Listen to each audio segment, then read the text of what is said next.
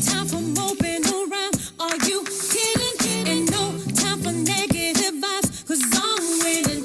It's been a long week, I put in my hardest. Gonna live my life, feel so good to get it right. So Many common Americans are no longer easily convinced by paid political propaganda spokespersons and consultants on TV and paid shills on social media obediently serving with cult-like conviction to force others to swallow the political party talking points.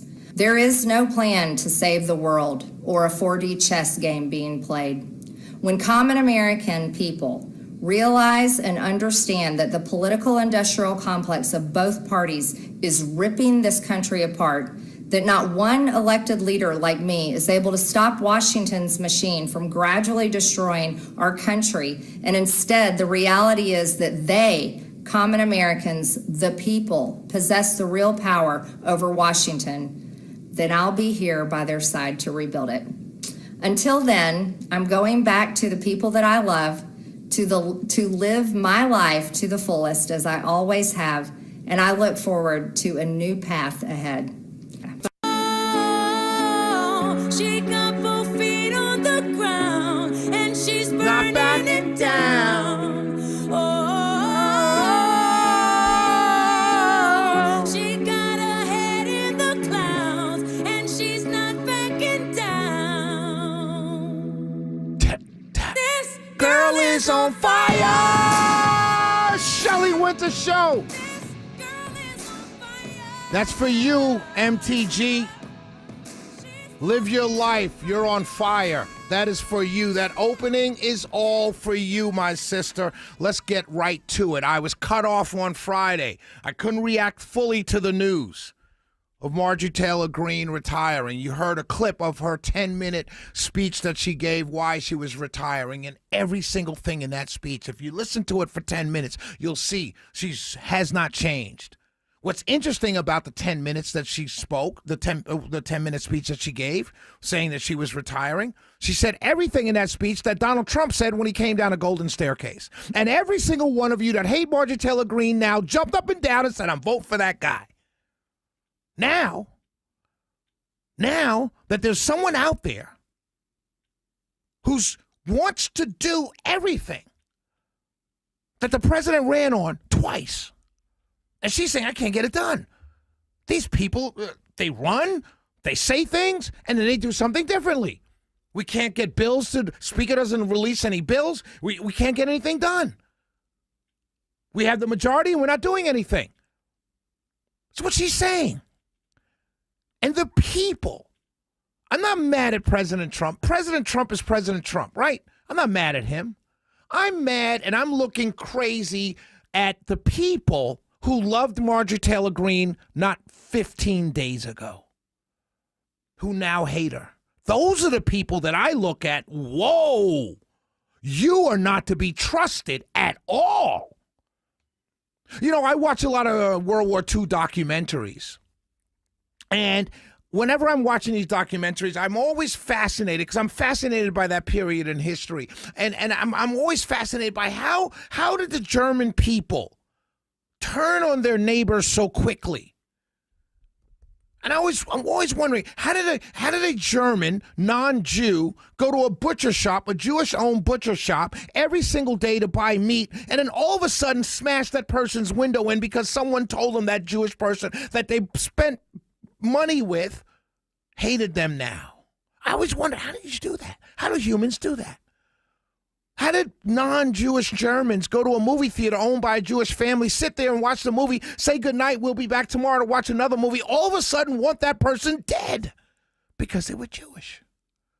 And I saw it this weekend, how quickly people turned on someone they loved 15 days ago. No one in this state of Georgia, no Republican, no MAGA member, no member of MAGA in the state of Georgia hated Marjorie Taylor Greene ever.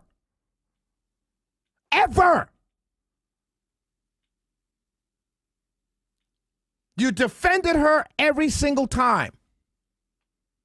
Every single time. Marjorie Taylor and I had a disagreement early on because I didn't like the way she was conducting herself in Congress. I didn't like these fights in the hallways and things like that. And I said so on the air. But she grew from there. But you all defended her. When she made fun of a sitting congresswoman's eyelashes, you all said it was fine. She's just telling the truth. Shelley, her eyelashes are too big. That's what you said. Then all of a sudden, in the last 15 days, all of a sudden she's persona non grata. She's the worst thing that ever happened. That is scary to me. You people don't know what it means to be loyal. You people don't know what it means to have a friend. You people don't even know what you want. You voted for cutting spending and reducing the deficit, and then you cheered for a bill that did just the opposite. Oh, wait, I'm sorry. It's the biggest tax cut in the history of the country. Well, you could have done that separately. You didn't have to fold that into an overspending, deficit, exploding bill. But they played you because you defended it. Well, Shelley, you know we got the tax cuts. You don't even make enough for a tax cut to mean anything to you. Yes, I'm going off on you, MAGA, who turned on Marjorie first. So I'm not going off on you. Let's be clear. I'm not going off on you because you're MAGA, because I'm MAGA as well. I'm going off on you because you're disloyal people who will sell your mother down a river if Trump called you up and said, sell your mother down a river. I finally understand, because I saw it in real time, how people can turn on their neighbor in a hot second. I never thought I'd see anything. I never thought I'd be able to understand what happened in Nazi Germany. And I'm not comparing MAGA, and I'm not doing that. I'm just saying I can see how people can turn on each other just like that. Because I watched it this weekend. People who never had an ill word or a bad word from Marjorie Taylor Greene turning on her like it was, like she's the devil herself. Someone you loved. You defended everything. The only honest people that I can see are people in the 14th who, when asked, they all said, well, I still like Trump and I love Marjorie. It's just like a divorce. But I love them both. I hope they work it out. Everybody else, you're nothing but sheep. Bah, bah. You're nothing but a bunch of sheep. And I never want to hear any of you call African-American Democrats on a plantation, because you're on the exact same plantation, except your Republican plantation is across the street. It's the same plantation. All the free thinkers. Shelley, I'm a conservative. I'm a free thinker. No, you're not. You're just as dumb as everybody else following along. I did my research. Really? What did your research tell you? Well, I did my research, and she just stayed for the pension. And who wouldn't? I resign now, I get nothing. I resign 2 months from now, I get my pension. Good for you, Marjorie. I do the same exact thing, and 100% of the people would also. Well, Shelley, I did my research, and she made money while in Congress. And doesn't everybody? By the way, for all of you throwing around this $25 million number, she took over a family-owned construction company that was already doing very well. I know you know that because you used to always defend her with that. Now, all of a sudden, she's greedy? Well, Shelley, I did my research, and she's going to run for higher office. And isn't that what everybody does? Many of you like a guy, Mike Collins, who just won his election 2 years ago and is now jumping out of his congressional district to run for Senate and saying, hey, you know what, you all, but you don't say nothing about that. You love him. You're hypocrites. You're sheep. Oh, this is a good one. Shelley, I did my research, and guess what? By her resigning, she's leaving an open seat for the Republicans. We're down a seat.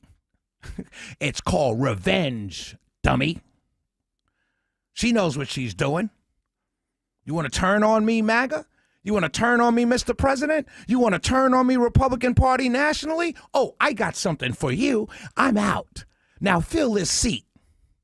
You're down a seat now. You're not going to get anything done for the next 4 months because it's going to take that long to fill this seat because there's going to be primaries, then runoffs, and you're not going to be able to do it. And you won't be having a full Republican Congress until maybe May or June. And guess what? Everyone's going to be campaigning. Why? Because it's the midterms. That girl is on fire. And I'm here for it. And I'm here for it not because I dislike the president.